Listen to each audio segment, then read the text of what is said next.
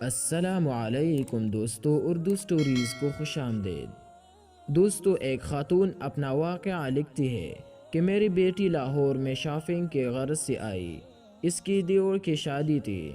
ہم مقامی مارکیٹ میں ایک بڑی سی فیبرکس کی دکان پر گئی۔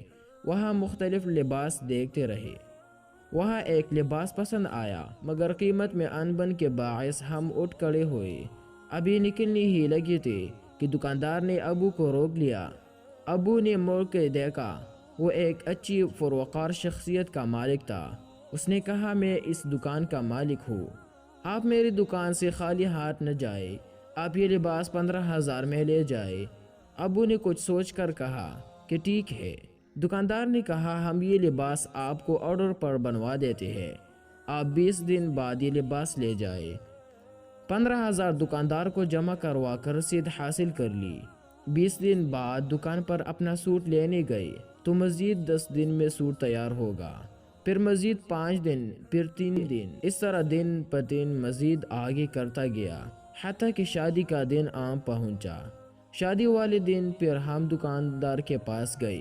اس نے کہا، چلو آج شادی ہے، آپ ہی معمولی مالیت کا لباس لے جائے، شادی پر گزارا کر لے، پھر یہ لباس واپس کر کے اپنا آرڈر والا لباس لے جائے۔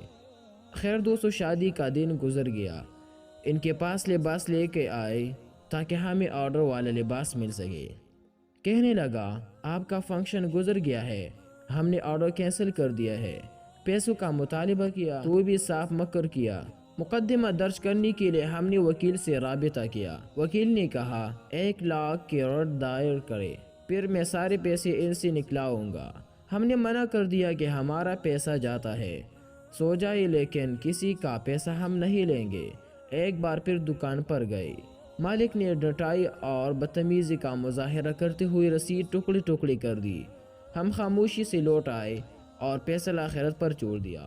مگر کچھ ظالموں کو خدا نے اسی دنیا میں مزہ چکانا ہوتا ہے۔ ابھی کچھ عرصہ پہلے اس مارکیٹ کا چکر لگا، کیا دیکھتے ہو فیبرکس کی شاندار بڑی دکان کا بٹوارہ ہو چکا تھا۔ ایک بڑی دکان 2 گلیوں کی صورت بنی ہوئی تھی۔ وہ دکان مزید چھوٹی سی چھوٹی ہوتی گئی ہے۔ میں جب بھی وہاں سے گزرتی ہوں تو مجھے اس دکان کو دیکھ کر عبرت ہوتی ہے کہ اب وہ دکان آدھے سے زیادہ خالی ہو چکی ہے۔ سوچتے ہو کسی کا ناحق مال کھا کے آخرت کا نقصان تو کیا ہی ہے، اس دنیا میں بھی کیا فائدہ حاصل کر لیا۔ خدا نے ان کو پکڑ لیا، وعدہ خلافی کا مظاہرہ کر کے اپنے شاندار کاروبار کو زوال دے دیا۔